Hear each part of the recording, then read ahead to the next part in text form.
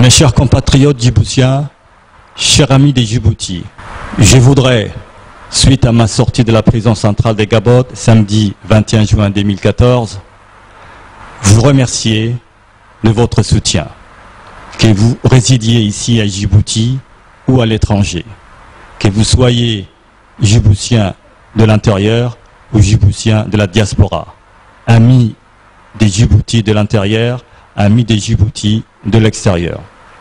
J'ai été arrêté le 22 mai dernier dans l'après-midi, chez moi à mon domicile, par la brigade policière des affaires spéciales et recherche criminelles. Affaires spéciales et recherche criminelles. Je vous laisse le soin d'analyser cette dénomination.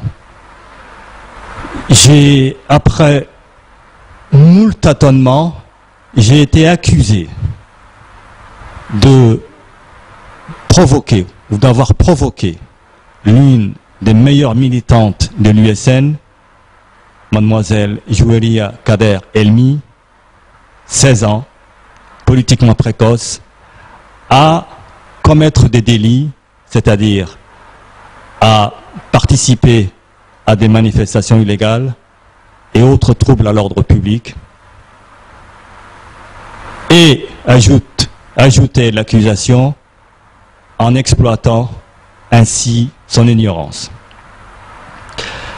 Cette accusation, sans fondement aucun, m'a valu un placement sous mandat de dépôt à la prison centrale des Gabodes le 24 mai. C'est le procureur de la République, M. Maki Omar Abdelkader, qui m'a placé sous mandat de dépôt à la prison centrale des Gabodes le 24 mai. J'y ai croupi jusqu'au samedi dernier, jusqu'au samedi 21.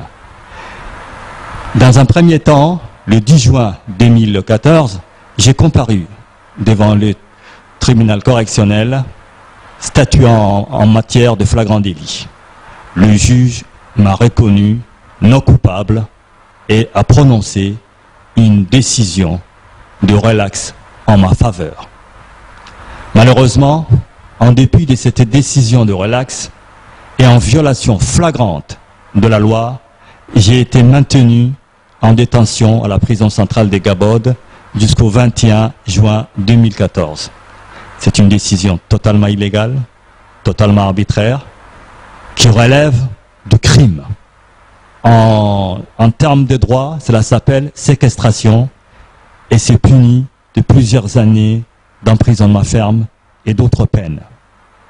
Lorsque samedi dernier, 21 juin 2014, j'ai comparu devant la cour d'appel, j'ai demandé au président de la cour d'appel, au président de l'audience, au juge devant lequel je comparaissais, pourquoi je comparaissais non pas libre, puisqu'il y avait appel, mais détenu et escorté par des agents pénitentiaires de la prison centrale des Gabodes.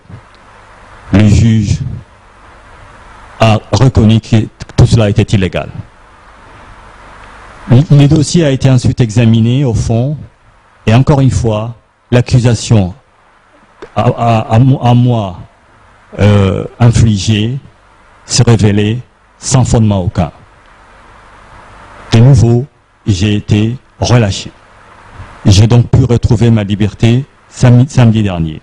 En même temps que deux autres détenus politiques de l'USN, deux démocrates actifs qui croupissaient à la prison centrale des Gabodes avant moi depuis le 8 mai 2014. Il s'agit de Abdi Bouh Miguel et de Saïd Aden Ibrahim. Tous trois avons retrouvé la liberté le 21 juin dernier. Tous trois, nous vous remercions infiniment de votre soutien tout au long de notre détention. À l'extérieur comme à l'intérieur, vous nous avez témoigné un soutien constant, indéfectible, fraternel, sincère.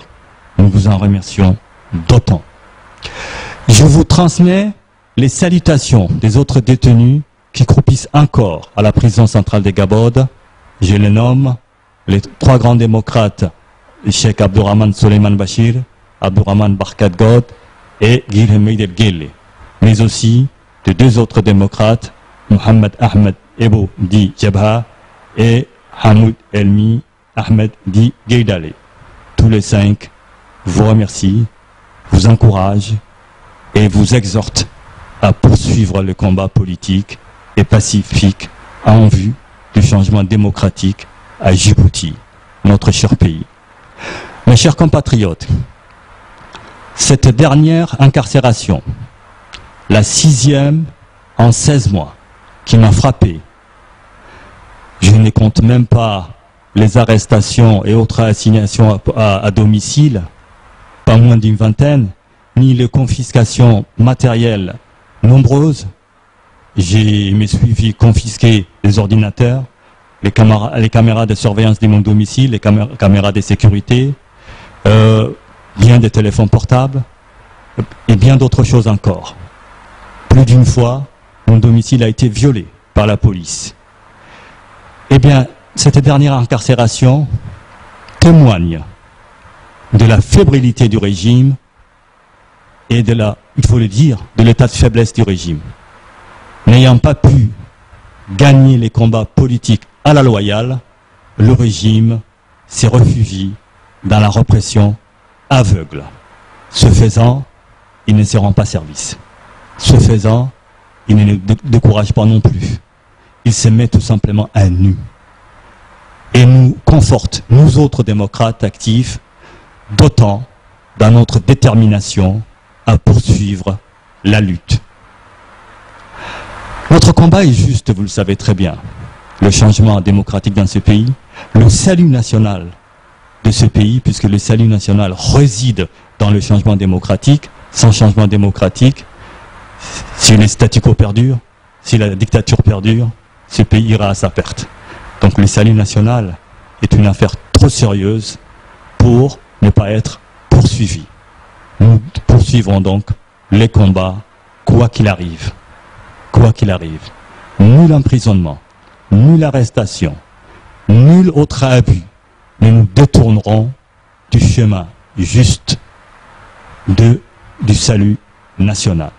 L'USN est plus que jamais déterminé à aller de l'avant, dans l'unité et l'action pacifique et responsable. Encore une fois, merci chers compatriotes, merci chers amis de Djibouti, la lutte continue et Inch'Allah, nous vaincrons. Dans quelques jours, nous fêterons, et j'en finirai là, j'en terminerai là, nous fêterons notre fête nationale. Nous commémorerons l'accession de notre pays à l'indépendance le 27 juin 1977. Le rêve que nous avons nourri ce jour-là, le 27 juin 1977, à savoir édifier un État national qui prévaille entre tous, devant lesquels nous soyons tous égaux et qui nous mène vers le progrès et la prospérité, ce rêve-là demeure encore. Nous le réaliserons, Inch'Allah. Vive l'indépendance, vive la République de Djibouti, vive la démocratie, vive le peuple djiboutien, la lutte continue. Merci.